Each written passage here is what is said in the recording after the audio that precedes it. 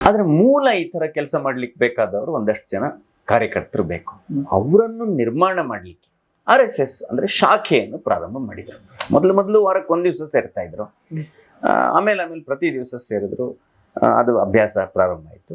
ಹೀಗೆ ಒಂದ್ ಕಡೆ ಇದ್ದಂಥದ್ದು ಇಡೀ ಮಹಾರಾಷ್ಟ್ರದಲ್ಲಿ ಹರಡ್ತು. ಆಮೇಲೆ ಬೇರೆ ಬೇರೆ ರಾಜ್ಯ ಉದಾಹರಣೆಗೆ 1940 ಸುಮಾರಿಗೆ ಆಸ್ಪಾಸಲ್ಲಿ ಕರ್ನಾಟಕಕ್ಕೆ ಸಂಘ ಬಂತು. ಅಂದ್ರೆ ಮೊದಲನೇ ಶಾಖೆ ಪ್ರಾರಂಭ ಆಯ್ತು. ಆಮೇಲೆ ಫುಲ್ ಟೈಮರ್ಸ್ ಪ್ರಚಾರಕರು ಬಂದ್ರು. ಈ ತರ ನಿಧಾನವಾಗಿ ಇಡೀ ದೇಶದಲ್ಲಿ ಸಂಘ ಬೆಳೀತಾ ಬಂತು. ಅಂದ್ರೆ ಯಾರು ಈ ಶಾಖೆಯಲ್ಲಿ ವ್ಯಕ್ತಿತ್ವ ವಿಕಾಸ ಅಂದ್ರೆ ವ್ಯಕ್ತಿ ನಿರ್ಮಾಣ ಅಂತ ಹೇಳ್ತೀವಲ್ಲ, ಅದು ಸಂಘದ ಶಾಖೆಯ ಗುರಿ.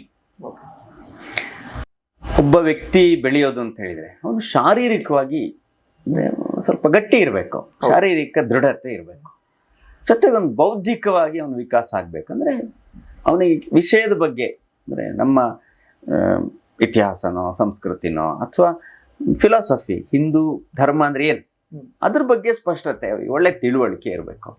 ಅದರ ಆಧಾರದ ಮೇಲೆ ಅವರು ಕೆಲಸಗಳನ್ನು ಮಾಡ್ತಾರೆ. ಜೊತೆಗೊಂದು ಭಾವನಾತ್ಮಕವಾಗಿ ಅಥವಾ ಒಂದು ಆಧ್ಯಾತ್ಮಿಕವಾಗಿ ಈ ರೀತಿ ಹೇಳೋದಾದ್ರೆ ನಾವೆಲ್ಲ ಒಂದು ಅಂತ ಅನ್ಸ್ಬೇಕಲ್ಲ. ಇದು ನಾವೆಲ್ಲ ಒಂದು, ಇದು ನಮ್ಮ ದೇಶ, ನಮ್ಮ ತಾಯಿ, ಈ ಮಾತೃಭೂಮಿ ಅನ್ನೋದು ಇದು ಭಾಷಣದ ವಿಷಯ ಅಲ್ಲ, ಅವ್ರ ಅನುಭವಕ್ಕೆ ಬರ್ಬೇಕಲ್ಲ. ಅದಕ್ಕೆ ನಾವು ಆ ಥರ ಒಟ್ಟಿಗೆ ಸೇರ್ತಾ ಇದ್ದಾಗ ಸಹಜವಾಗಿ ನಮ್ಗೆ ನಾವೆಲ್ಲ ಒಂದು ಅಂತ ಅನ್ಸುತ್ತೆ.